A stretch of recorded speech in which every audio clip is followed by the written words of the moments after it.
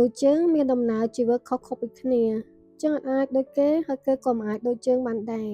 ដល់ពេលមួយនៅក្នុងជីវិតរបស់យើងមានអារម្មណ៍បាក់ទឹកចិត្តមែនទែនក៏ព្រោះតែយើងធ្វើអីក៏វាទទួលបានបរាជ័យវាអត់សមតាមបំណងធ្វើអីក៏អត់រលូនដែរមានអារម្មណ៍ថាខ្លួនឯងដែលអត់ប្រយោជន៍ហើយត្រូវបានគេទុកចោលនៅឆ្ងាយពីសង្គមក៏ប៉ុន្តែមិនមែនអ្នកដទៃគេទុកយើងចោលទេក៏ប៉ុន្តែមកពីយើងខ្លួនឯងមានអារម្មណ៍ថាខ្លួនឯងអត់ទាន់ទទួលបានអីមួយដែលជាជោគជ័យនៅក្នុងជីវិតធ្វើអីក៏វាតែងតែបរាជ័យរហូតដល់ពេលចឹងទៅអត់ចង់ទៅចេញទៅជួបអ្នកណាទាំងអស់នៅក្នុងអំឡុងពេលដែលខ្លួនឯងអត់មានអីទាំងអស់ហើយមានអារម្មណ៍ថាដូចជាធ្វើអីក៏ខកបំណងនឹងវាដូចជាផ្ដល់ជាមេរៀនជាច្រើនដល់យើងឲ្យកាន់តែមើលឃើញពីជីវិតនេះមានតម្លៃប៉ុណ្ណាតម្លៃនៃជីវិតរបស់មនុស្សយើងវាមិនអាចមើលឃើញនៅក្នុងពេលដែលយើងកំពុងតែទទួលបានជោគជ័យឬក៏ហ៊ឺហាទេ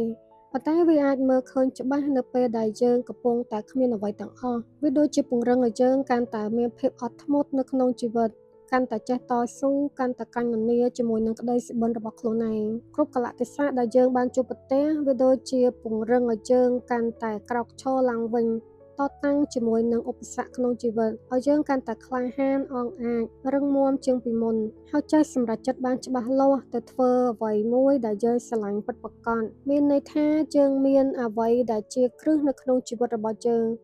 មិនងាករេទៅតាមអ្នកដទៃដែលអូសទាញយើងការសម្រេចចិត្តរបស់យើងគឺជារឿងសំខាន់ខ្លាំងណាស់បើយើងសម្រេចចិត្តខុសជីវិតរបស់យើងក៏លិចលង់តែបើយើងសម្រេចចិត្តត្រូវជីវិតរបស់យើងក៏មានពន្លឺរស្មីឡើងវិញយប់មិនដែលងងឹតរហូតទេវាគង់តែមានពេលភ្លឺ